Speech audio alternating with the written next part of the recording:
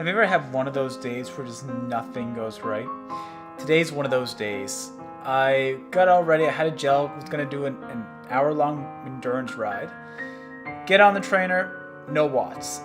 Thinking, okay, maybe it's the Bluetooth on my iPad. Swap it over to AM+, no watts. That's weird. Unplug it, plug it back in, no watts. Call tech support. Optical sensors burnt out.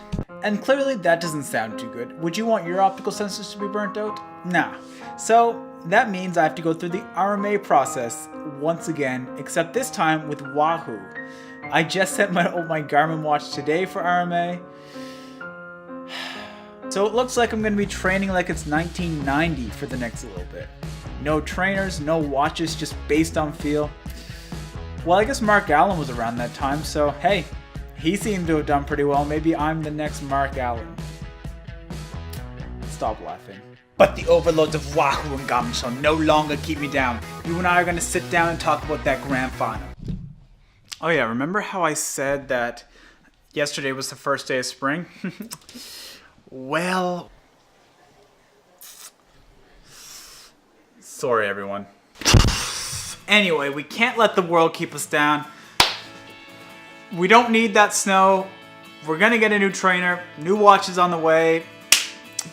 Life is good. So let's get into the grand final story. I'm not gonna talk too much about the actual grand final of how everyone qualifies. I'll just give the quick rundown. But so essentially, if you're a pro, you race through that World Triathlon Series I spoke about in yesterday's video to qualify for the grand final. If you're just like a regular Joe such as myself, the federations of your country will put on races that allocate a certain amount of slots, which is how I qualified. There was a race down in Ketchimakujik in Nova Scotia. I won my age group and therefore qualified for the grand final.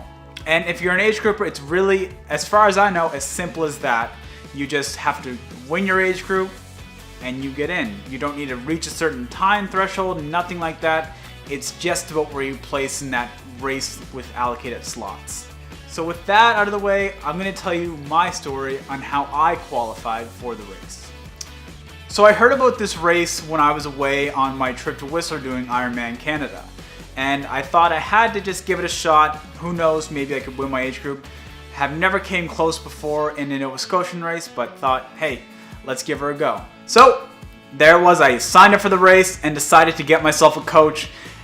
Not really thinking, because there was only about a month and a half between my last race and the Ketchimakujik race. So what really fitness gain am I going to get in a month and a half? Virtually nothing. So I knew that if I wanted to achieve anything more than I could at that period of time, I had to focus on my mind state, because the mind is seriously the governor to all of our success. So we got to rip that sucker out, chuck it on the ground, and just reach our full potential through the power of the mind.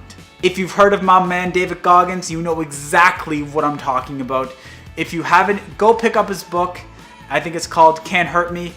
Dude, it's amazing. So focusing on my mind state was really just sitting on the trainer for long hours at a time, getting flashbacks of my trainer not working today. Anyway, sitting on the trainer long hours at a time, really pushing myself beyond my current mental capacity at that time, doing meditation, yoga, just things to get myself into a state to accept suffering. And accept suffering is what I had to do to qualify. So that month and a half of trying to teach myself to endure longer suffering than I have before was really the key to my success in Ketchimakujik. Actually, leading up to Ketchimakujik, I did a sprint distance race. Unfortunately, the race was the swim was canceled, so we just made it into a duathlon. But in that duathlon, I beat my PR that I set 2.5 months before by 15 minutes or something like that. So that was just proof to me that the mind training that I was doing was working, and my body was willing to accept more suffering. And with that in mind, that I could endure that suffering, baby, when the time came, that's what we did. The weekend came to drive up to Ketchimakujik, arrived there, had a beautiful chalet in the water, fantastic start to the weekend. And then we get into race day.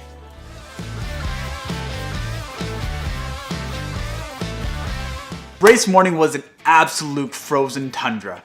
It was like plus 2 degrees Celsius when we arrived down to the water, so the race director did the right thing and we had to wait for the air temperature to warm up. So thank God, God bless her soul for doing that, because I really didn't want to freeze off my 2 best friends on the bike. So we sat in the car, warmed up a little bit, waited for the air temperature to warm up. Sure enough, it did. We got in the water, and this is where it all starts.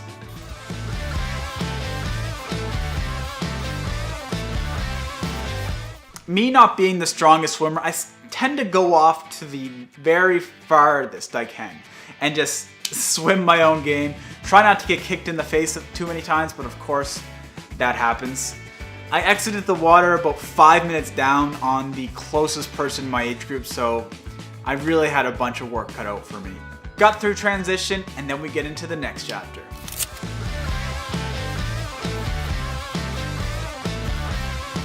I'm relatively strong on the bike, so I knew that I could gain some ground there at least. So with each turn, it was a 4-loop course, so with each completed loop I could tell I was gaining a bit of time on my opponents. And then the crazy thing happened. On the second loop, when I went to go make that sharp turn to come back into Keji, I crashed. Everyone came storming over. All the lovely volunteers were checking me out, making sure I wasn't knocked out, because man, it looked like I ate crap hard. But really, it was just me not being able to handle my bike. It happens all the time. I can't unclip properly because I don't have great bike handling skills, because I'm really new to the sport in general. Like before a year and a half, 2 years ago, I couldn't bike, I couldn't swim. I had to teach myself all these things on myself, so I do have my shortcomings still. The lovely volunteers got me up and pushed me back on my way. I noticed that there was something going down my leg that I didn't have beforehand, so I looked down. Big cut, blood pouring everywhere. I'm zooming down the road, I just don't care. Gonna ignore that pain.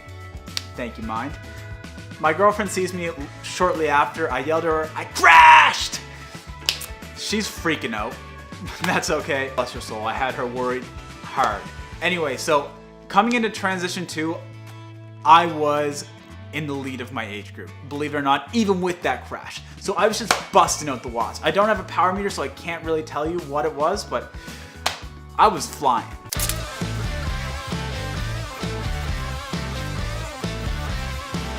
With me in the lead, there was nothing going to stop me from beating these people. We were literally neck and neck. We came into transition like 5 seconds apart, but I was still in the lead. No big deal. So I went out on the race course, or the run course, zooming down these Keji forests at a 4-minute kilometer, the fastest I've ever ran for 5K anyway. So I broke my 5K record, and of course, with any stupid move, you do crash a bit. So I was leaning down towards that 4:45 per kilometer for the last 5K, but good enough to take the lead and win the race. Not really win the race. There was a guy there who did like a 2:05 Olympic, and I was like a 2:30. Yeah, we'll forget about him. I won. And with that, your boy qualified for the Lausanne, Switzerland ITU World Series Triathlon Grand Final. I earned this little gem right here. Yeah, look at that. So, that is my story on how I qualified. If you enjoyed the story, let me know. I have so many more that I'd love to share with you. If you enjoyed it, leave a comment down below, hit that like button. As always, if you hated it, hit that dislike button and tell me why you hated me in the comments. I'm sure there's many reasons why. Subscribe if you want to see more. I'll catch you on the next one.